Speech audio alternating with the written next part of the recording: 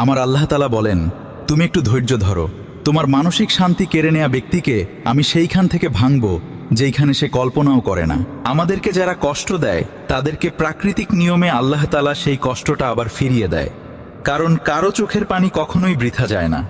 যে মানুষ অন্যের হৃদয় ভেঙে শান্তি খোঁজে, একদিন সেই মানুষটাই নিজের ভাঙা হৃদয়ের শব্দে কেঁদে ওঠে। তাই প্রতিশোধ নয়, আল্লাহর উপর ভরসা রাখো। কারণ মানুষের বিচার ভুল হতে পারে, কিন্তু আল্লাহর বিচার কখনো ভুল হয় না। কথাগুলো ভালো লাগলে শেয়ার করে দিন।